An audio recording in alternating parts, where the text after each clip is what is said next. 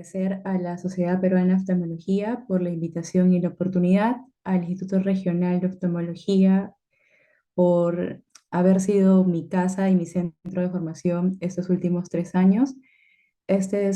Vamos a presentar un trabajo de investigación que hemos realizado con la doctora Miriam Castillo, que lleva como título Perfil Clínico Epidemiológico de las pacientes con pars planitis del Instituto Regional de Oftalmología Javier Servat Univaso del 2015 al 2022. No tenemos ningún conflicto de interés. ¿Y cuál es la motivación e el impacto científico de este trabajo? Pues quizás muy pocos conozcan que en el 2020 se publicó una resolución, la 1059, que nos habla sobre el Plan Nacional de Prevención, Diagnóstico, Atención Integral de Salud, Tratamiento, Rehabilitación y Monitoreo de las Enfermedades Raras o Huérfanas, que aún está vigente hasta el 2024. Y si bien en esta lista no figura la uveitis intermedia y mucho menos la pars pues calza perfecto en las definiciones operacionales. Hablamos que es una enfermedad que tiene una evidencia científica escasa, asimismo que produce una invalidez crónica con un origen desconocido y escasos datos epidemiológicos. Pero lo más importante es que genera una discapacidad visual permanente en una población económicamente activa. Cuando hablamos de escasos datos epidemiológicos, pues no lo decimos nosotros. eh, Esta es una revisión en PubMed, que es lo que encontramos sobre epidemiología y pars planitis, pues solo 3 resultados, 3 trabajos. A nivel de Latinoamérica, otros 3 trabajos más. Y en nuestro país no tenemos ningún trabajo que hable sobre pars planitis. Este es el primer trabajo que se ha realizado en el Instituto Regional de Oftalmología. Entonces, nuestros objetivos son describir la población en estudios según la edad, sexo y procedencia, reportar la prevalencia de pars planitis en IRO, describir las manifestaciones clínicas más frecuentes, el comportamiento de la agudeza visual antes y post tratamiento y describir qué tipo de tratamiento normalmente llevan a estos pacientes. Como introducción, pues tenemos la pars planitis hace referencia a una uveitis intermedia con presencia de bolas y o bancos de nieve en la ausencia de proceso infeccioso ocular o una enfermedad sistémica. La incidencia de uveitis intermedia va de 1,4 a 22% y vamos a encontrar mucha bibliografía que le da este mismo valor para la pars planitis. Y esto nos lleva a que por mucho tiempo la pars planitis ha sido una enfermedad infradiagnosticada o subclasificada dentro de las uveitis intermedias. Entonces, este es un tipo de estudio descriptivo, retrospectivo y longitudinal. La población estuvo constituida por todos los pacientes que tenían el diagnóstico de pars planitis, que iban desde el 2015 al 2022. Se revisaron 80 casos, aplicamos criterios de inclusión y exclusión y nos quedamos con 32. Los mismos que fueron de inclusión, una edad mayor o igual de 4 años, que tengan el diagnóstico de pars planitis, es decir, estos pacientes tenían que haberse descartado otro tipo de una infección sistémica, inclusive a estos pacientes se les pide bioquímica, en algunos casos radiografía de tórax, y la presencia de bolas o bancos confirmados por VM, mínimo 2 visitas de seguimiento, y los criterios de inclusión, pues alguna de las grandes simuladoras de las uveitis intermedias o una historia clínica incompleta. Vamos a los resultados, pues tenemos aquí que respondiendo a nuestro primer objetivo, tenemos que la prevalencia es de un 2,7%. Por otro lado, la mayor parte de nuestros pacientes fueron de La Libertad. Recordemos que el IRO es un centro de referencia, por lo tanto, en mayor parte vienen procedentes de La Libertad, pero en segundo lugar vienen de Cajamarca. Respecto al sexo, coincidimos con la literatura internacional que nos refiere que es más frecuente en sexo masculino sobre femenino y que inclusive se puede presentar a edades más tempranas. Así vemos que tuvimos 14 casos femeninos y la mayor cantidad de pacientes estuvieron en rango entre 27 a 50 años y para el sexo masculino estuvieron en edades de 12 a 18 años. Sí quiere decir que es gente pues joven, económicamente activa y respecto a la edad de la primera consulta, aquí nos pareció importante ver en qué momento empieza la enfermedad, en qué momento empiezan los síntomas y cuándo es que vienen los pacientes. Entonces, acá tenemos dos extremos. En uno, pacientes que vienen tan pequeños como de 4 años, que son pacientes que nos han llegado recién, es decir, que hay en la periferia o en otros centros ya hay una sospecha de ese tipo de enfermedades, entonces sean derivados de manera oportuna. ¿Y cuál fue la media de la edad de estos, no? Entonces, en la inicio de síntomas tenemos que hay una media de 18 años, pero en la edad de consulta 22 años. Entonces, ¿por qué acá hay tanta variación, no? Esto sí no coincide con lo que se ha visto en otra literatura en la que reportan edades más tempranas, con la mayor parte de casos que se presentan en menores de 14 años. Entonces, aquí creemos que es porque durante este tiempo, de repente la enfermedad da mínimos síntomas o pasan por periodos simplemente de ojo rojo que son atendidos como una conjuntivitis o una inflamación leve que pasa desapercibida y también que venimos de una pandemia, entonces en algunos centros la atención oftalmológica pues no fue prioridad. Por otro lado, cuando revisamos bibliografía y pensamos en Parkingitis, la mayor parte nos va a decir que se debe presentar de manera bilateral hasta en un 80 y en alguna literatura hasta un 90%, pero eso no fue lo que nosotros encontramos. Encontramos que la mayor parte de nuestros casos eran unilaterales.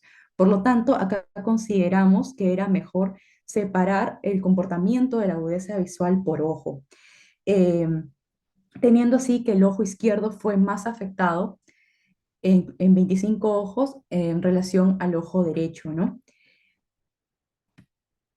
¿Cuáles son las manifestaciones más frecuentes? La pars planitis nos da una severidad en cámara anterior intensa, pues no, la mayor parte de pacientes está que viene con un Tyndall de 1 a 2 cruces y las imágenes que vamos a ver a continuación son todos de los pacientes de nuestro servicio.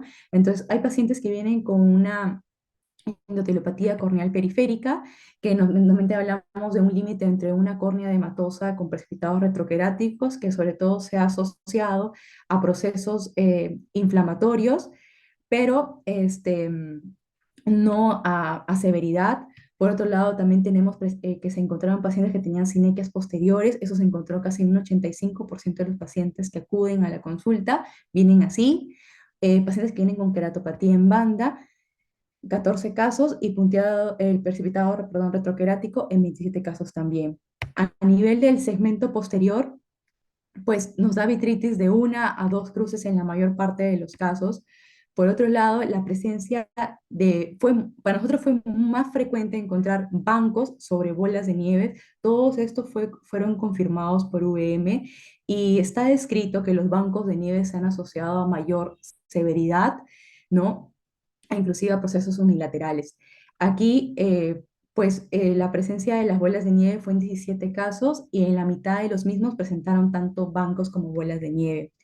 Los cambios en retina periférica también están descritos, que pueden incluir envainamiento, neovascularización o zonas de hipoperfusión. Estos eran corroborados a los pacientes con un angiofluoro o un angio-CT.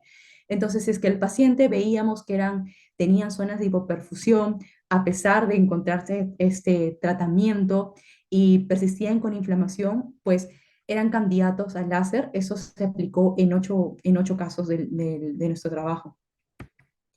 Entonces, ¿cómo fue el comportamiento de la agudeza visual antes y después del tratamiento? Para esto hemos considerado un punto de corte de 3 meses. Entonces, habíamos mencionado que había una simetría en el momento de presentación y una simetría en la severidad. Para nuestro caso fue más severo el ojo izquierdo sobre el ojo derecho. Entonces, aquí en el ojo derecho vamos a ver que la mayor cantidad de pacientes viene con una agudeza visual de 20/60 a 20/200 con un déficit visual moderado. Y en segundo lugar vienen pacientes que están entre un rango de agudeza visual normal. Entonces, es aquí importante resaltar que no siempre el paciente que pensamos en uveitis va a venir con Tyndall de 4 cruces, una vitritis intensa, sino que veamos, eso es lo que tenemos de resultados. Son pacientes que vienen con una agudeza visual inclusive normal, que después del tratamiento sí mejoran, casi la mitad de los casos va a mejorar, pero veamos qué pasa con aquellos pacientes que vienen con una agudeza visual peor a un 20/400, o sea, vienen en la clasificación de ceguera, pues después del tratamiento siguen en ese rango, más del 50%. ¿Qué pasa con el ojo izquierdo? El ojo izquierdo también predomina pacientes que tienen una agudeza visual entre 20/60, 20/200, un déficit visual moderado. En segundo lugar, vienen pacientes que tienen una agudeza visual peor o 20/400, pero después del tratamiento mejora, pero a lo que vamos es de que si este paciente viene con una agudeza visual mala, es muy probable que a pesar del, si viene ya muy complicado, a pesar del tratamiento, pues genere una discapacidad visual permanente, ¿no? Es por eso importante recalcar o siempre sospechar en ese tipo de patologías. Respecto al tratamiento, por mucho tiempo estaba que había un límite, un tiempo, un límite de la agudeza visual para iniciar tratamiento o no. Esto ya no es un criterio, lo va a explicar más adelante la doctora. El tratamiento escalonado con los 4 pasos o agregar un AINE finalmente, pues no se tiene que seguir el orden tal cual, sino que ahora ya viene a decisión del oftalmólogo en qué momento iniciar tratamiento, tener menor tolerancia con la inflamación. Entonces, aquí el 100% de nuestros pacientes recibieron corticoide tópico, que fue en base a prednisolona, y en corticoide sistémico, más del 80% recibió corticoide sistémico, y esto consistió en prednisona o deflazacort, aproximadamente a 1 miligramo por kilo, con reducciones progresivas en 4 a 6 semanas, y pacientes que pueden llegar a terapia de mantenimiento de 5 a 10 miligramos. Las inyecciones perioculares está escrito también como el tratamiento. Aquí el 80% fueron 3, no más de 3, no más de 3 inyecciones perioculares. Y normalmente lo que usábamos fue triamcinolona de 40 miligramos o betametazonas de depósito. Terapia inmunomoduladora nos referimos a lo que viene a ser acitropina, micofenolato, metotrexato. Esto es un tratamiento que se ha venido incorporando en los últimos años, aproximadamente en los últimos 4 años. Contamos con el apoyo de una reumatóloga. Los pacientes pasan una visita previa con ella, que es una doctora que conoce sobre uveitis. Entonces, todos estos pacientes previamente se les pide eh, una bioquímica basal, y cada 3 meses se les va controlando con perfil hepático, cómo va el hemograma. Pues también las dosis van variando de acuerdo a lo que puedan tolerarlo, ¿no? Entonces, durante este último tiempo hemos visto que esos pacientes que van con corticoide sistémico, con acetropina, micofenolato, metroxato, tienen una mejor respuesta, hay mayor reducción de la inflamación, e inclusive mejoran más, ¿no?, respecto a a la capacidad visual, a la agudeza visual, pero no podemos inferir ni atribuir a que el tratamiento fue en uno superior al otro, porque la mayor parte de estos recibieron combinación de los mismos, ¿no? Quizás esto es una limitación de nuestro estudio, que no podemos inferir específicamente a cuál de todo ese tipo de tratamiento se pudo hacer. Lo que podemos concluir es que darle corticoide sistémico o terapia inmunomoduladora temprana, pues va mejor con estos pacientes, ¿no? Respecto a las complicaciones, tenemos que de los 32 pacientes que tuvimos, la complicación más frecuente fue la catarata, en segundo lugar la hipertensión ocular secundaria, y menos frecuente pues la membrana ciclítica, el edema macular cistoide, glaucoma. Respecto a la catarata, pues estos pacientes se operan, sí los estamos operando en la institución, lo que consideramos como mínimos que haya 3 meses mínimos sin inflamación. Estamos a favor de colocar lente intraocular, de preferencia 3 piezas. La hipertensión ocular pues se dio en 19 casos, pero solo progresaron a glaucoma como tal menos de la mitad. Entonces, lo que sí hemos visto, y ha habido un cambio en la conducta, es que estos pacientes, si tenemos la sospecha muy alta que se trata de una pars planitis, y vienen ya un paciente adolescente con queratopatía en banda, con bolas, la sospecha es muy alta, esos pacientes a veces no son de la zona, vienen de periferia, y tenemos que avanzar con los exámenes de manera muy rápida. Esos pacientes van a IP quirúrgica. Y eso es lo que va ahora bien, sobre todo por todo lo que implica el tratamiento. Es muy importante también recalcar que tiene que haber un tema de hablar con el paciente, que te pueda entender su enfermedad, y sobre todo también la familia. Esto no es una enfermedad que va a solucionar en 2 o 3 semanas, sino que es un tratamiento crónico. Hay pacientes que van también a dispositivos de drenaje, sí, también van a válvula, ¿no? Por otro lado, también tenemos pacientes que vienen a nuestra primera consulta. Intentamos avanzar con muchos exámenes, pero luego se pierden y vienen con glaucomas agudos. Entonces, luego en ese poco tiempo tenemos que tratar de solucionar la mayor cantidad de problemas y tratar de estabilizar la inflamación. También encontramos como complicación la presencia de membrana ciclítica. Entonces, aquí lo importante es sobre todo sospecharla. Estos pacientes deberían pasar con un control con VM, sobre todo si es que cuál va a ser nuestra conducta terapéutica ante la presencia de una membrana ciclítica. ¿Qué quiere decir? Si este paciente va a ir a una cirugía de catarata, ¿es conveniente o no colocarle lente? Este paciente va a ir a una inyección intravítrea o va a ir a una vitrectomía. Recordemos que estas zonas de tracción hay un alto riesgo de que vaya una tisis bulbi, ¿no? Sobre todo aquí la sospecha. No es algo patognomónico de la parsplanitis, pero sí de procesos inflamatorios crónicos y por tanto sospecharlo.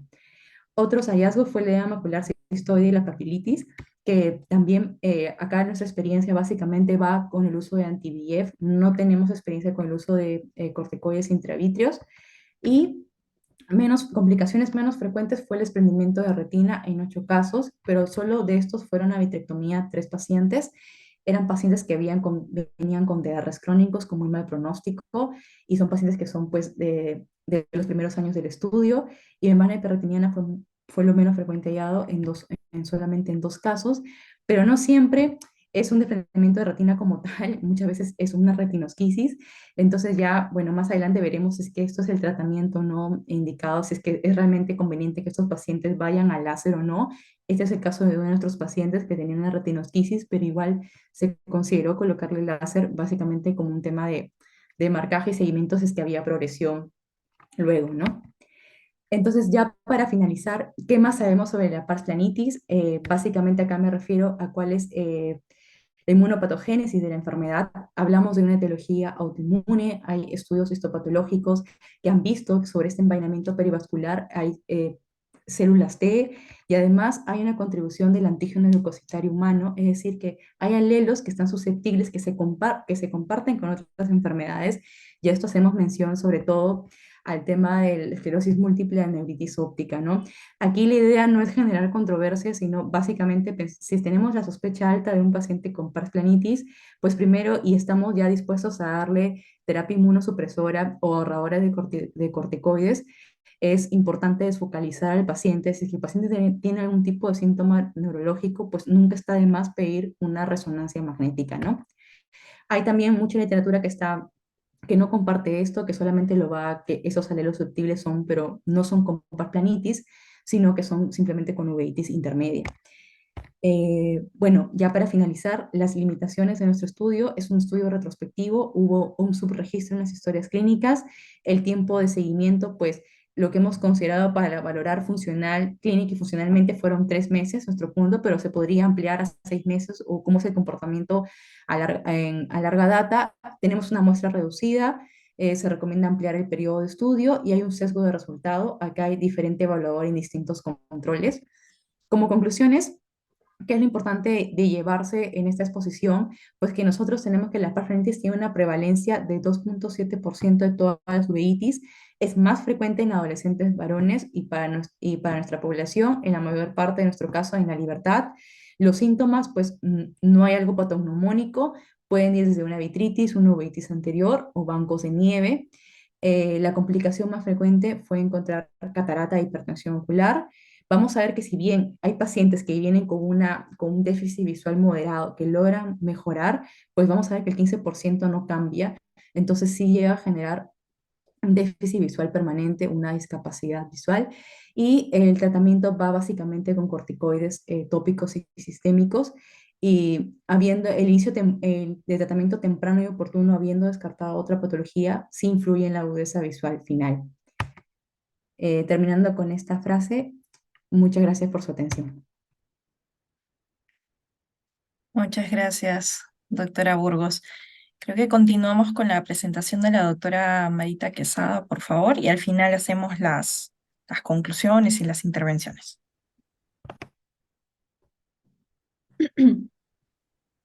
Ok, ¿se ve mi pantalla? Sí, sí, se ve muy bien. Ok, bueno, buenas noches a todos. También quiero agradecer a la Sociedad Peruana de Oftalmología por la invitación y en especial a la doctora Miriam Castillo, jefa del servicio de uveitis de mi segunda casa, que es el Instituto Regional de Oftalmología. En esta segunda parte de la exposición voy a presentar una revisión acerca del tratamiento de pars planitis. En primer lugar, es importante que tengamos muy en clara la definición de pars planitis. Esta es una uveitis intermedia bilateral idiopática. Entonces, el primer paso, tanto en el diagnóstico como para poder introducir una terapia adecuada, es excluir cualquier otra enfermedad subyacente. Dentro de los diagnósticos diferenciales o las patologías que debemos excluir, tenemos algunas que son de etiología infecciosa, principalmente sífilis, y Perú, que es uno de los países que tiene mayor prevalencia también de infección por HTLV1. Dentro de las patologías autoinmunes, dentro de las más importantes destaca esclerosis múltiple, como bien había mencionado Sol. Esta patología neurológica comparte algunos aspectos genéticos junto con pars planitis, puesto que se ha visto que ambas expresan o pueden expresar el antígeno leucocitario humano, sobre todo el HLA-DR15 y 51. Entonces, es muy importante que lo descartemos, sobre todo en aquellos pacientes que tienen una uveitis intermedia bilateral y que son un poquito más grandes, o sea, que tienen de 15 años en adelante. Indagar acerca de signos y síntomas neurológicos que estos puedan presentar, sobre todo si es que el paciente va a ir hacia terapia biológica. Entonces, el segundo paso es definir si es que el paciente va a necesitar o no terapia. En realidad, esto es un tema aún debatible, pero me atrevería a decir que esto no debería estar en discusión. Con todo lo que ahora conocemos acerca de pars planitis, conociendo que es una patología que progresa de forma muy severa y que genera complicaciones tan severas que pueden influir mucho sobre la visión de los niños, que es la población que está más afectada con esta patología, considero que todos deberían ser tratados. En la literatura se menciona que todavía no existe un consenso acerca de aquellos ojos que tienen mínima inflamación y que aún conservan buena visión. En 1998, Forrester mencionaba o consideraba como umbral para poder iniciar la terapia una visión de 20/40 o peor. Sin embargo, más adelante Foster encontró que el 20% de estos pacientes en quienes se esperaba que la visión sea peor de 20/40 para poder iniciar tratamiento, realmente nunca recuperaban la visión. Entonces, desde ya se mencionaba la importancia de una terapéutica temprana y agresiva para pacientes con pars planitis. El objetivo en la actualidad de la terapia es suprimir por completo la inflamación, tolerancia cero a la inflamación.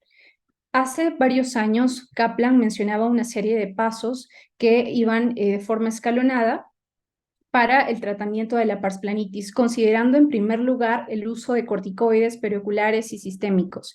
Y como vemos, dejaba para el final el uso de la terapia con inmunomoduladores.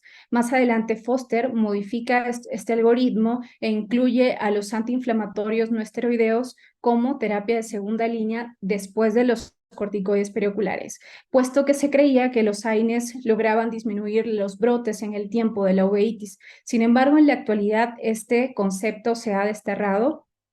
Este es el algoritmo actual que se propone. Los corticoides siguen siendo la base del tratamiento. Sin embargo, sabemos que estos pueden traer consigo muchos efectos adversos y no podemos tener a un paciente por tanto tiempo con estos medicamentos. Entonces, en la actualidad se le da mucha importancia a la terapia con inmunomoduladores. Me atrevería a decir incluso que estos medicamentos no están en el tercer escalón, sino están junto con los corticoides sistémicos dentro de la base del tratamiento. Aparte de que han demostrado controlar muy bien el proceso o el cuadro inflamatorio en el tiempo. Si es que el paciente no logra responder tanto a corticoides como en primera instancia, fármacos no biológicos, podríamos considerar la terapia biológica, sobre todo los anti-TNF-alfa, como vamos a ver más adelante. Existen otras opciones de terapia como fotocoagulación láser, crioterapia y los corticoides intravitreos, que en realidad vienen a ser terapias coadyuvantes, que se emplean sobre todo en casos de que ya hayan algunas complicaciones como neovascularización o como edema macular quístico, y también se emplean en caso de pacientes que no responden o que en quienes persiste la inflamación a pesar de la terapia convencional.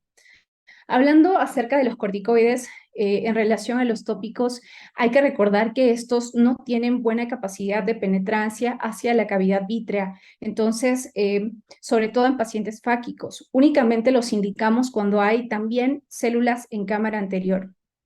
En relación a los corticoides perioculares, estos cuando se inyectan alrededor del ojo tienen la capacidad de penetrar a nivel de los poros de la esclera, entonces llegan un poco más hacia la cavidad posterior o hacia el segmento posterior del ojo. Se emplean sobre todo en casos de uveitis intermedia unilateral o cuando hay casos de compromiso de ambos ojos, pero muy asimétrico, o también en situaciones donde ya hay complicaciones como edema macular quístico. Aunque la literatura mencione que deberían colocarse cada una o cada 2 semanas, en realidad va a depender del tipo de corticoide que voy a inyectar al paciente. Uno de los que más se ha empleado es la triamcinolona, sin embargo, este medicamento es de los que más eleva la presión intraocular, por ende mayor riesgo de glaucoma. También va a depender si es que el corticoide que voy a inyectar contiene acetato, contiene fosfato. De esto también va a depender el tiempo de duración antiinflamatoria que tenga el paciente. Si es que es un fosfato, va a tener un tiempo de duración más corta y más de inicio más rápida. Sin embargo, el acetato tarda un poco más en hacer efecto, pero tiene un efecto más prolongado. Lo ideal sería tener un medicamento que contenga ambos componentes y que dure un poco más, o sea, que actúe rápido y que dure más, como es el Celestón Soluspan, que aquí en México lo tenemos, y la verdad es que hemos tenido buenos resultados con esta inyección, que le aplicamos cada 3 o cada 4 semanas. La otra opción terapéutica son los corticoides sistémicos, que sobre todo se van a indicar en aquellos pacientes que tienen un cuadro de uveitis muy severa o que tienen cuadros de inflamación bilateral. El medicamento que preferimos es prednisona y en algunas ocasiones, sobre todo en adultos que tienen una inflamación muy severa donde necesitemos bajar rápidamente la inflamación, podríamos considerar pulsos de metilprednisolona intravenoso. En relación a los corticoides intravítreos, como les mencionaba, esta es una terapia coadyuvante, la usamos en casos de resistencia a la terapia convencional o también cuando hay complicaciones, sobre todo edema macular quístico. Este es un ensayo, el ensayo MUST que se publicó en el año 2015, donde hace mucha referencia o le da mucha importancia a la terapia sistémica como terapia inicial. Hace una confrontación entre justo la terapia sistémica versus los corticoides intravítreos, sobre todo acetónido de fluocinolona. Hizo un seguimiento de más de 200 pacientes. El seguimiento fue hacia los 54 meses de iniciar la terapia. No encontró diferencias en relación a la mejora de la visión ni a la mejora del edema macular cistoide, o sea, ambos mejoraban ambos aspectos. Sin embargo, al mes 54 de seguimiento se vio que los pacientes que recibieron acetónido de fluocinolona llegaban a controlar mucho más la inflamación en comparación con aquellos que recibieron terapia sistémica. Esto quiere decir que la terapia con corticoides intravítreos deban emplearse como terapia inicial del tratamiento de pars planitis. La verdad, y como sabemos, la respuesta es no. Años más tarde, el mismo ensayo publica un seguimiento de los mismos pacientes y encontró que al 7º año de seguimiento sí hubo una diferencia en relación a la visión entre ambos grupos de tratamiento, siendo los resultados a favor de la terapia sistémica. Aquellos pacientes que recibieron terapia sistémica tuvieron una ganancia superior de 7 letras en comparación con aquellos que recibieron acetónido de fluocinolona intravítrea. Y en relación al porcentaje de control de la inflamación, si bien es cierto, hacia el mes 54, fluocinolona fue superior a la terapia sistémica, después de este tiempo no se encontró diferencias. Y en relación a la mejora del edema macular, se vio que hacia el 6º mes del seguimiento, el grupo que recibió implantes con acetónido de fluocinolona era superior a la terapia sistémica. Después de este tiempo no hubo diferencias, pero a partir del 6º año en adelante, los resultados fueron favorables para la terapia sistémica. Entonces, hay que recordar que la terapia sistémica como terapéutica inicial es muy importante. Ahora, el siguiente paso es la terapia con inmunomoduladores. Es muy importante iniciar tempranamente estos medicamentos. Como les había mencionado, uno, porque han demostrado controlar muy bien la inflamación en el tiempo, y dos, porque no podemos tener tanto tiempo a un paciente con corticoides. O sea, funcionan como medicamentos ahorradores de corticoides. Dentro de los que preferimos tenemos a los antimetabolitos. Y el preferido de todos es el metotrexate, el cual no solo ha demostrado tener un buen perfil de seguridad con bajo porcentaje de efectos adversos, sino que también es muy bien tolerado en los niños. Y aparte, el tercer beneficio es la posología, porque únicamente se indica a fines de semana, a diferencia de los demás, en los cuales se tiene que tomar todos los días. En relación a satioprina, este es un medicamento muy efectivo. ¿Por qué? Porque es bueno, o sea, controla muy bien la inflamación y porque es rentable, es barato. Y otra de las opciones de antimetabolitos que también empleamos con frecuencia es micofenolato de mofetilo. Y cada vez hay más estudios que hablan acerca del beneficio de este medicamento, incluso comparando con los otros antimetabolitos, ha demostrado ser muy bueno para controlar la inflamación, tan igual como metotrexate, e incluso en otros estudios se ha visto que logra alcanzar un control de la inflamación mucho más rápido en comparación con los otros.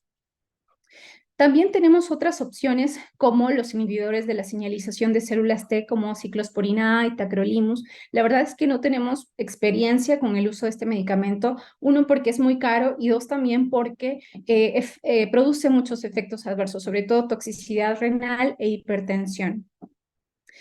Hay que tener cuidado también con los efectos adversos de estos medicamentos. Sobre todo puede bajar los leucocitos, puede alterar los neutrófilos, puede causar toxicidad hepática. Hay que vigilar siempre la función renal de estos pacientes porque la vía principal de eliminación es justo esta, ¿no?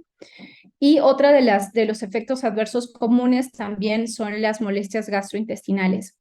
Eh, este es un estudio que se publicó en el año 2014, es un estudio que se realizó justo aquí en México, en el Instituto Conde de Valenciana, donde estoy haciendo la alta especialidad.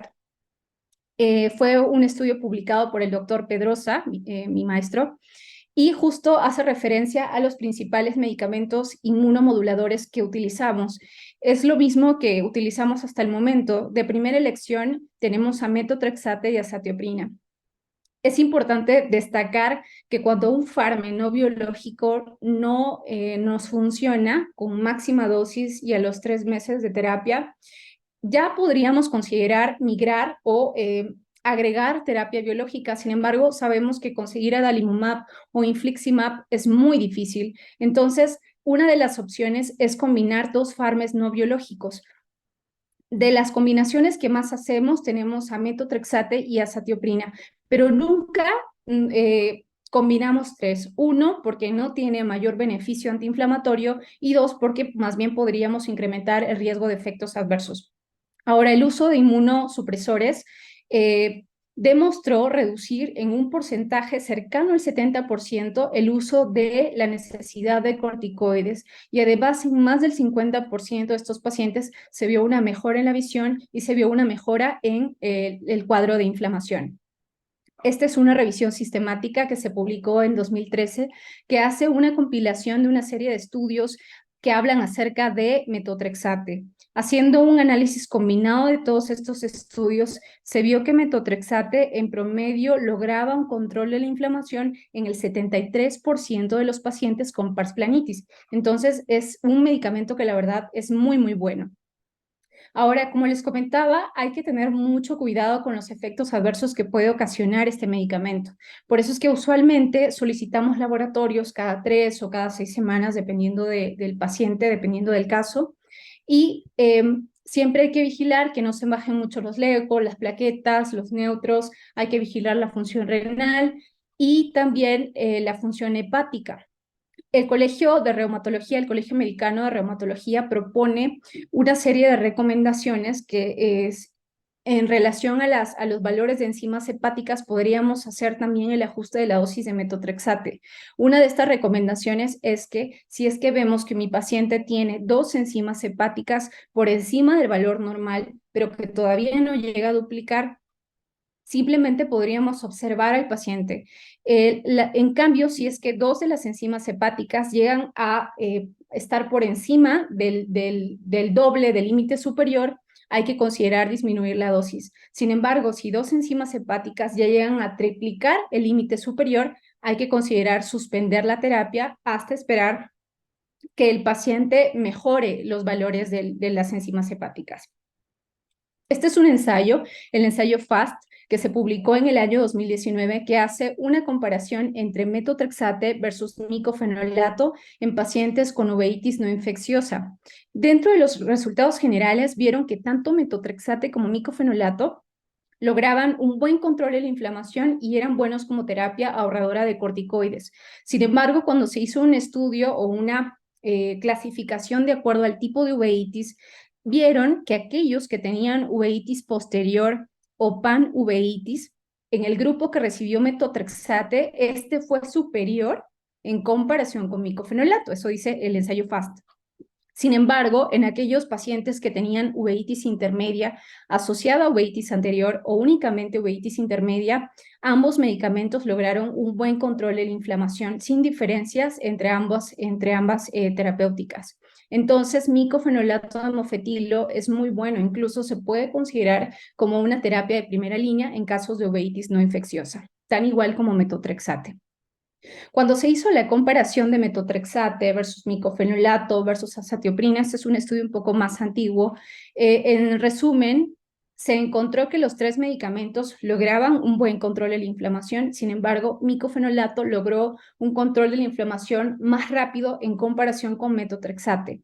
Y también micofenolato demostró tener mayor potencia como medicamento ahorrador de corticoides. Y por el contrario, azatioprina fue el que demostró tener más efectos secundarios.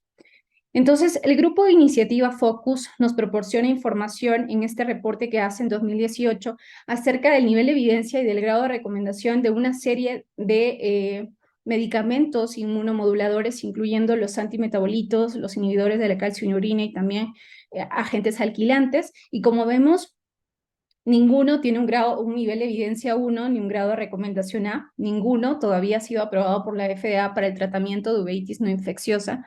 Sin embargo, gracias a todos estos estudios que hemos visto y todos los que hay, la verdad es que sí se ha demostrado que son eficaces en el tratamiento de estos cuadros inflamatorios oculares. Por eso es que los usamos.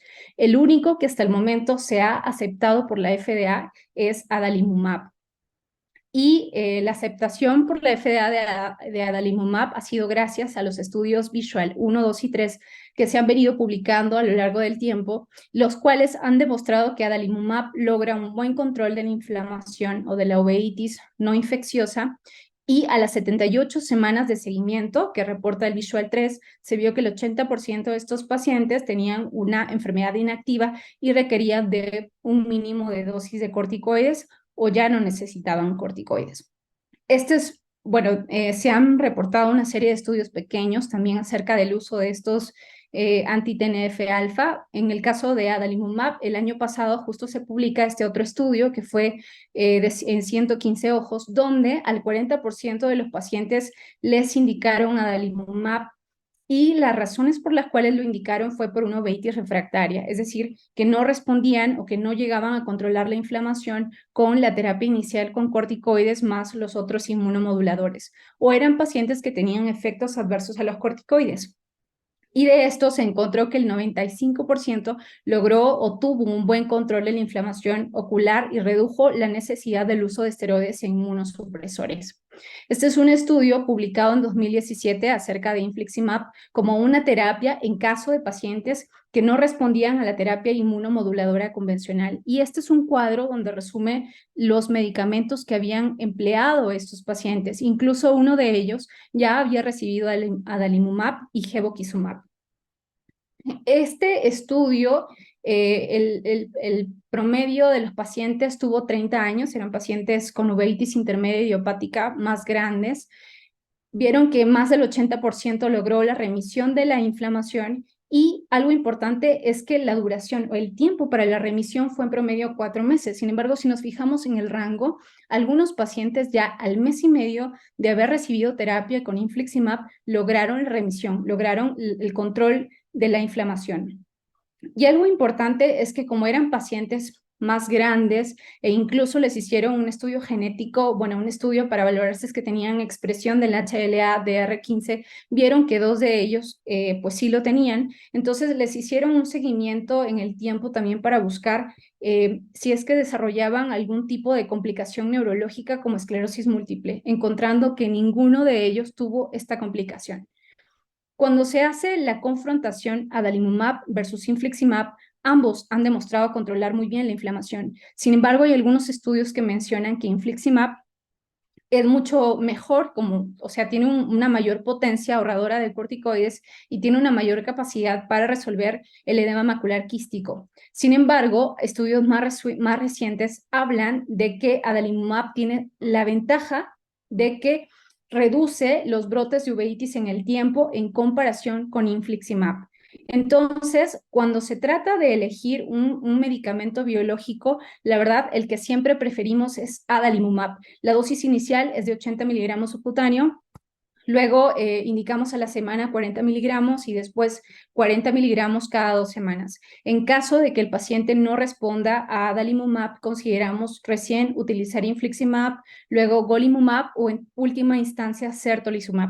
Esta secuencia de preferencia de los biológicos están basados en la guía para el tratamiento de artritis idiopática juvenil, sino también, pero también funciona o es aplicable en otras uveitis no infecciosas como pars planitis.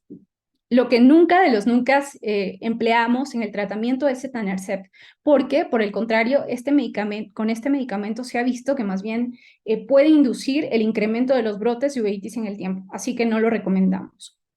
En relación a la terapia intravítrea, existen una serie de opciones, una de ellas es triamcinolona. La verdad es que este es un medicamento que hay que prepararlo y hay que saberlo preparar. Entonces, esto produce o le da cierto riesgo de que el paciente tenga algunas complicaciones. De hecho, es el que más complicaciones tiene de los intravítreos. Es el que más eleva la presión, más riesgo de catarata y mayor progresión más riesgo de glaucoma y mayor progresión del desarrollo de catarata. Tenemos otras opciones como Retisert, que es un dispositivo de acetónido de fluocinolona, donde va liberando de forma prolongada este medicamento y tiene un tiempo de duración de 3 años. Sin embargo, tiene que hacerse una incisión en la esclera para poderlo implantar y se ha visto que eleva mucho también la presión intraocular. Entonces, se han ido estudiando, se han ido buscando cada vez dosis más pequeñas de Iluvien que tengan el mismo efecto terapéutico, pero que generen menos efectos adversos. Entonces aquí es que surge Iluvien, ¿no? Tiene 0.19 miligramos de acetónido de fluocinolona. Increíblemente también dura 3 años, al igual que Retisert, y tiene menos porcentaje de casos de hipertensión ocular. Pero en realidad el favorito es Osurdex, que es un implante o un dispositivo de liberación prolongada de 0.7 miligramos de dexametasona, que la verdad no solo ha demostrado ser muy bueno en el control de la inflamación, en el control del edema macular quístico, sino que también ha demostrado ser muy seguro. De hecho, sí genera elevación de la presión, pero afortunadamente en la mayoría de estudios que se han hecho de este medicamento, se ha visto que los casos se han podido controlar únicamente con terapia antihipertensiva tópica. Este es un estudio que hace la comparación entre fluocinolona, específicamente Retisert versus Osurdex, y ambos lograban controlar muy bien la inflamación, ambos lograban reducir muy bien el grosor macular central. Sin embargo, Retisert sí generó un mayor porcentaje de complicaciones en relación a Osurdex. Este es un estudio y hablando solo un poquito acerca de una de las complicaciones más importantes, no la más común, sino una de las más importantes de pars planitis, que es el edema macular quístico. Es el ensayo POINT, que se publica en 2019, que hace una comparación entre triamcinolona periocular versus triamcinolona intravítrea versus dexametasona intravítrea en el tratamiento de edema macular quístico, encontrando que ambos lograban una reducción importante del grosor macular central a la semana 8 de seguimiento. Sin embargo, a la semana 12 vieron que no habían diferencias, o sea, entre el grupo que recibió Triamci intravítrea versus dexametasona intravítrea. O sea, ambos redujeron bastante bien el grosor macular central sin diferencia significativa entre ellos. Sin embargo, en aquellos pacientes donde se hizo la confrontación, o mejor dicho, haciendo la confrontación entre dexametasona intravítrea y triamcinolona intravítrea con el paraocular, o sea, triamcinolona periocular, las intravítreas demostraron reducir más el grosor macular central en comparación con triamcinolona periocular. Y como sabemos y como era de esperarse, obviamente los intravitreos tienen mayor riesgo de elevar la presión. Y de los dos intravitreos, o sea, de Treamsi y de Dexa, el que más elevó la presión fue Treamsi. Sin embargo, no hubo diferencias estadísticamente significativas en comparación con dexametasona. Y este es otro estudio, un estudio que apenas se publicó, es el ensayo MERIT, que hace comparación de dexametasona intravítrea versus ranibizumab y versus metotrexate intravítreos. Y en todas las formas en que evaluó estos medicamentos, encontró que dexametasona era superior. O sea, dexametasona logró una reducción del grosor macular central del más del 20% del basal y también tuvo un mayor porcentaje de pacientes que lograron un grosor macular central de menos de 260 micras. Y como era de esperarse, dexametasona efectivamente tuvo el mayor porcentaje de complicaciones, sobre todo de elevación de la presión. Pero también, por fortuna, estos casos lograron controlarse con terapia tópica antihipertensiva. Hablando, y ya casi para finalizar, acerca de las terapias quirúrgicas de pars planitis, crioterapia, como hemos visto en los pasos de Kaplan y en el algoritmo modificado por Foster, se incluye la crioterapia como segunda línea del tratamiento, junto con fotocoagulación láser. Entonces, la base acerca del beneficio que otorga crioterapia es que haciendo una ablación de la retina periférica, logramos eliminar este componente vascular que también se ha visto que forma parte de la composición de los bancos de nieve. Entonces, eliminando estos vasos que están inflamados, eliminamos también la fuente de todos aquellos mediadores inflamatorios o los componentes proinflamatorios y por ende reducimos el riesgo de neovascularización.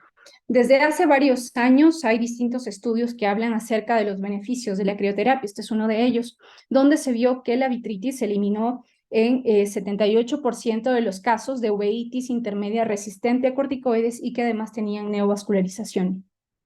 Este es un estudio más reciente, publicado en 2016. Es un estudio retrospectivo. No hay ningún ensayo clínico aleatorizado que hable acerca del uso de crioterapia. Entonces, en este estudio se hace una confrontación entre crioterapia versus terapia sistémica convencional. Cabe resaltar que los pacientes que fueron a crioterapia ya habían recibido terapia sistémica. Cuando se hizo la confrontación, se encontró que aquellos que recibieron crio lograron un mayor control de la inflamación y una mayor reducción del edema macular quístico. Sin embargo, en la actualidad debemos tener en cuenta, o lo que se conoce es que crioterapia podría alterar más la barrera hematoocular y aparte de eso puede inducir una mayor contracción del vítreo y por ende se incrementa el riesgo de desprendimiento de retina. Y aparte, tomando en cuenta que la mayoría de los pacientes que tienen pars planitis son niños, es un procedimiento, la verdad, muy doloroso.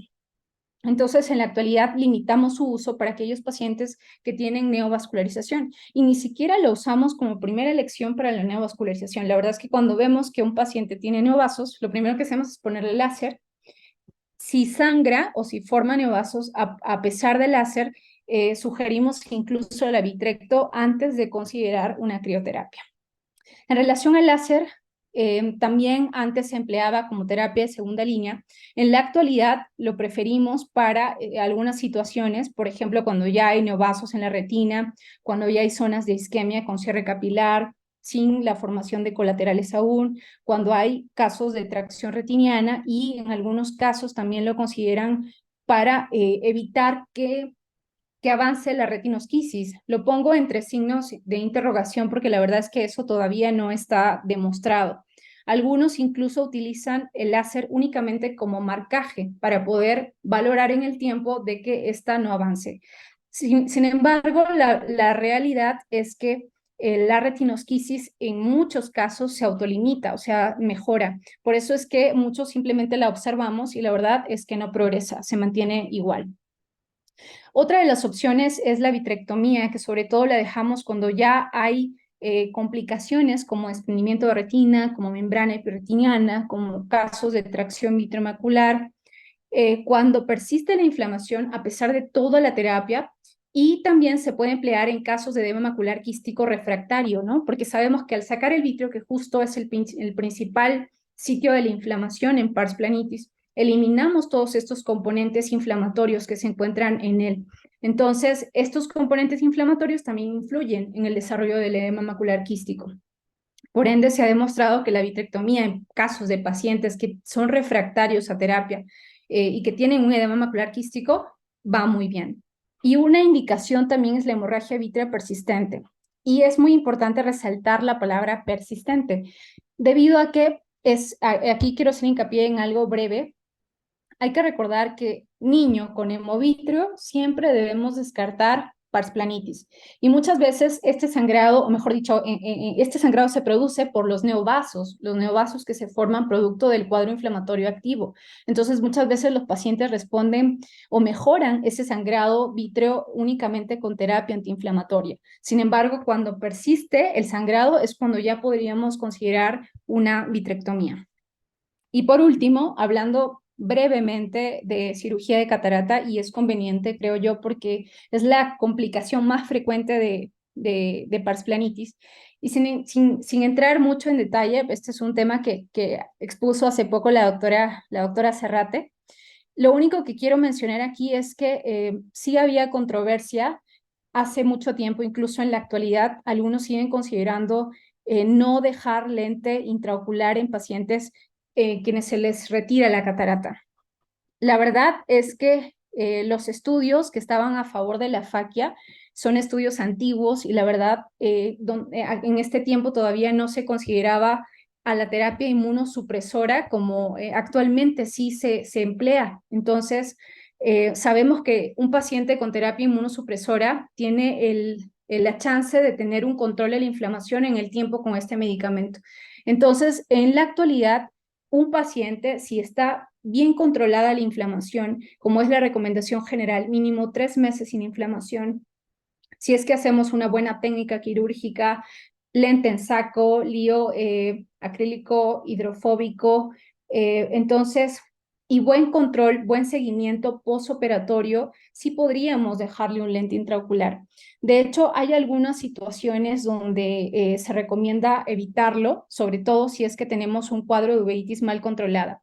Por ejemplo, un ejemplo simple, aquellos pacientes que tienen una uveitis activa, pero que se eleva mucho la presión y no controla con gotas. Entonces, en ese caso, donde van a ir a válvula, a lo mejor consideremos sacarle el cristalino o sacarle la catarata, pero en ese caso, como todavía sigue activa la uveitis, podríamos considerar dejarlo en afaquia. Pero son excepciones, ¿no? Entonces, ya para finalizar los puntos clave de pars planitis, recordar que los niños con pars planitis pueden tener una pérdida visual permanente. Es importante que diagnostiquemos tempranamente la enfermedad, sobre todo aquellos que son oftalmogenerales. Cuando vean un niño, por favor, dilátenlo. Hay que visualizar bien la periferia de la retina. Los niños están, o incluso los que aún están en la etapa preverbal, no expresan sus síntomas. Entonces, podremos captarlos muy a tiempo de tratarlos y evitar que progrese la enfermedad y llegue a causarles complicaciones y un daño severo de la visión. El pronóstico depende mucho de la gravedad de la inflamación, depende del tiempo de diagnóstico y también depende mucho de la edad de presentación. Se ha visto que cuando se presentan, cuando los pacientes tienen menos de 10 años, el pronóstico es peor, ¿no? Que los niños que tienen pars planitis, que son un poquito más grandes. Y lo otro, como les mencionaba, la identificación oportuna, el diagnóstico oportuno de pars planitis y el manejo temprano, que introducir desde el inicio corticoides e incluso los inmunomoduladores es muy importante. En la actualidad, recordemos, el objetivo de tratamiento es cero tolerancia a la inflamación. Y bueno, eso era lo que yo les quería compartir. Excelente presentación, de verdad, las dos, muy, muy, muy interesantes sus ponencias. Me parece súper interesante también el tema que abordó la doctora Burgos, que es justamente esa falta de datos epidemiológicos que faltan aquí en Perú. Realmente no tenemos estudios aquí. Por ejemplo, les comento, ¿no? En el Instituto Nacional de Oftalmología tenemos un registro de 126 pacientes aproximadamente atendidos con diagnóstico de pars planitis desde el 2016 hasta la fecha. Y probablemente tengamos un subregistro, ¿no? Recordemos que esta parsplanitis aproximadamente son el 70-96% de todas las uveitis intermedias y representa casi el 24% de las uveitis pediátricas, ¿no? Es la segunda causa de uveitis en la infancia. Entonces, yo creo que esta charla es súper importante llevarnos esa idea de que justamente este grupo poblacional, estos pacientes pediátricos, realmente constituyen un desafío porque ellos normalmente no van a manifestar estos síntomas oculares y sobre todo la pasplanitis que no suele dar pues un cuadro florido de ojo rojo, dolor, fotofobia, realmente no es así. Más bien los padres se dan cuenta porque el niño pues no ve bien, a pesar que lo corrigen con lentes, realmente la refracción no los ayuda.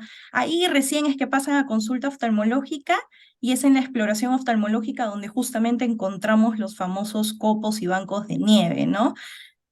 Sin embargo, yo no sé qué opinas, Marita, tú que has estado tanto en el área de UVIA, aquí en Perú y en México, pero yo no sé, yo tengo la percepción que he visto más casos de parsplenitis en México, pero que en Perú he llegado a verlos ya con complicaciones, o sea, en estadios muy avanzados, ¿no? Algo que justamente lo comentaba la doctora Burgos en su presentación con los casos que han encontrado ahí en el IRO, ¿no?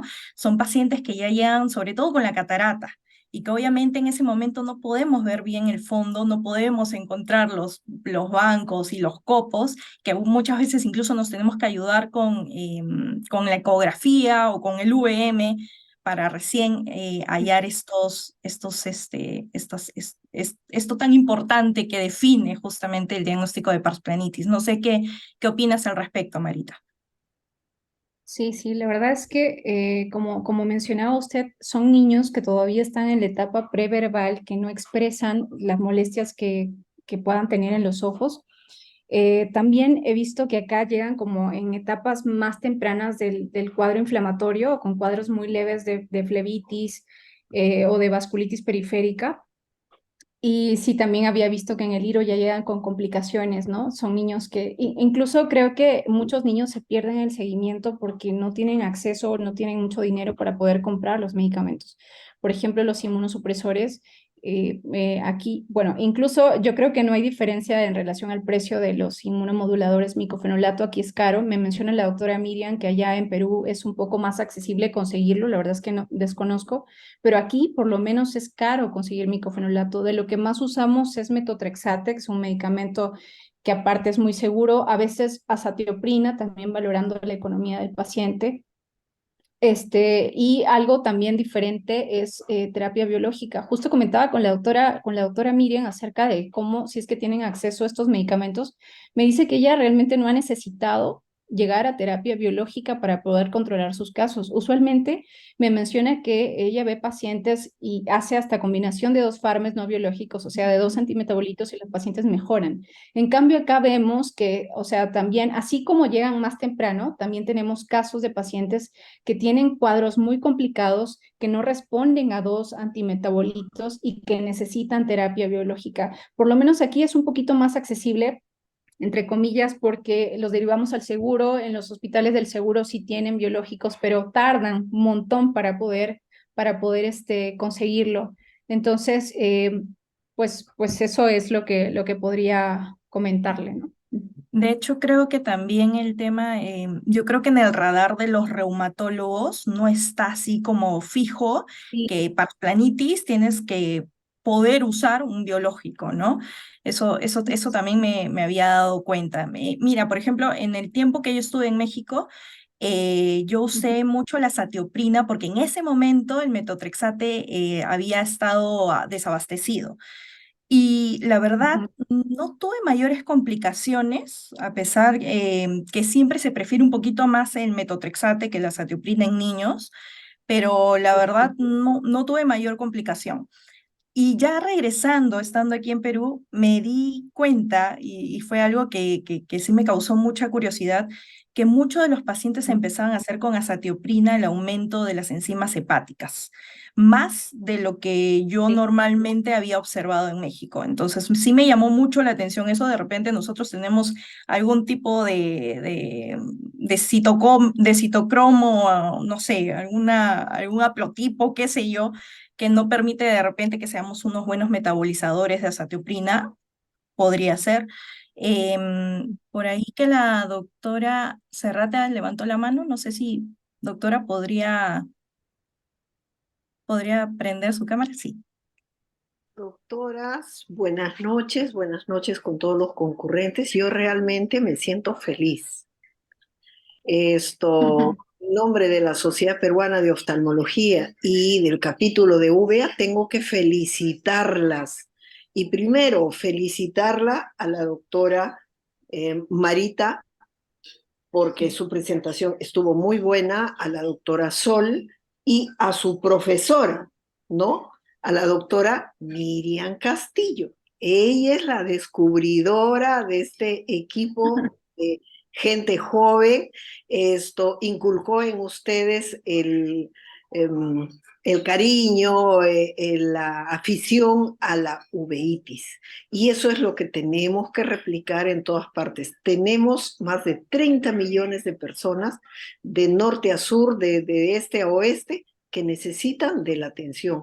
Y estoy muy estoy contenta de que la presentación haya sido de lo mejor, excelente, y de un problema que estamos viviendo. Ya lo dijo la doctora Sol, mejor es prevenir. En nuestro medio coincido con ustedes de que los pacientes llegan tarde, cuando la agudeza visual ya está menos de 20/200, menos de 20/40. La recuperación es mucho más difícil. Y dentro del concepto que repitió la doctora Marita de Foster, que es mejor inflamación cero, ¿para qué? Para que no lleguemos a la cirugía y a las complicaciones. Estoy de acuerdo. En nuestro medio, comenzar con corticoides. Recuerden, siempre les digo, los corticoides son un puente, no es un camino, es el puente. Mientras nosotros esperamos la acción del metotrexate, la satioprina y el micofenolato, vamos a ir usando nuestro corticoide. Y ya lo demostró mediante la amplia bibliografía que pues disminuye el uso de corticoides. Y eso es lo que queremos todos. Siempre les digo, los corticoides producen 100% de efectos colaterales, mientras que los inmunosupresores, uno será 60, otro 40, otro 30, etc. Y realmente ese comentario de la doctora Flor es muy real en nuestro medio. Comenzar el tratamiento con el medicamento que tú tengas, puedan acceder y te aseguren el tratamiento. Yo hace mucho tiempo llegué después de un congreso muy entusiasta en usar micofenolato por todas las virtudes. ¿Y qué resulta? Que era imposible usarlo acá. Era más o menos, yo en ese tiempo saqué mi cálculo, 700 soles por semana. Un paciente que usaba micofenolato. Entonces, pues, me compraba una semana, 2 semanas, no llegaba al mes y luego abandonaba el tratamiento. Entonces, también tenemos que adecuarnos a nuestra realidad y a nuestro medio. El resto ha estado súper nutrido. Yo, ¿qué podría decirles? Que me siento honrada, orgullosa y muy contenta de esta promoción de jóvenes que está dejando muy bien nuestra uveitis. Si hay preguntas, comentarios, pues Sí, esto sí. doctora. Aquí justamente en el chat hay Ya. una pregunta para la doctora Burgos. Mencionan por qué la preferencia de colocar lente de 3 piezas en estos pacientes. Bueno, normalmente la tendencia a la cirugía es algo que recién se está incorporando en la institución. Son pacientes, como ya hemos mencionado, en la que la mayor parte de nuestros pacientes vienen con sinequias posteriores, más del 80%. no sabemos con exactitud cómo se va a ver el comportamiento durante la cirugía. Entonces, se prefiere entrar para el mismo asegurar con el tratamiento ante el riesgo de que pueda haber alguna complicación o algo adicional. A pesar de que le podemos pedir un examen de complemento o algo, pues la cirugía se está dando muy dinámico, preferimos el tres piezas a con lo que disponemos en la institución, ¿no? Básicamente también menor riesgo de inflamación posterior, ¿no? Pero es porque las imágenes que he mostrado son imágenes de nuestros pacientes, vienen así de cinequeados, entonces muchas veces, si bien ya están controlados de la inflamación y todo, pero eso todavía se mantiene, entonces el manejo durante la cirugía, de riesgo de cualquier complicación, pues se prefiere a lo seguro, ¿no? Pero eso no prescinde, es lo que realmente contamos ahora con en la institución. Marita, y allá, por ejemplo, suelen hacer las cirugías de catarata con implante del lente intraocular primario, ¿verdad? Sí, sí, sí, sí. Aquí la tendencia es ponerle lente. Ajá. Pero Ujú. siempre teniendo en cuenta, o sea, cero inflamación antes, cuidando siempre la cápsula, que no se rompa. Siempre la idea es lente en bolsa, siempre. Y el control postoperatorio es muy importante. Y de hecho los preparamos con corticoides antes de la cirugía, mantenemos cierta dosis postquirúrgica y pues los pacientes van bien. Exactamente. O sea, yo creo que en sí el tratamiento, todo se basa en justamente el control de la inflamación, ¿no? Es lo principal para tanto para una cirugía posterior como para en sí evitar las complicaciones. Otra pregunta es, ¿qué aplicaciones, doctora Quesada, le da al VM en pars planitis? Bueno, es que el UVM es muy importante, sobre todo porque estos pacientes, como les había mencionado, muchas veces necesitan, sobre todo cuando son refractarios a terapia sistémica intravítreas con corticoides. Entonces, el VM nos podría servir de guía para poder valorar bien el sitio de punción óptima y en caso de que estos pacientes vayan hacia una cirugía vitroretiniana, también para valorar bien el sitio de colocación de los puertos de entrada.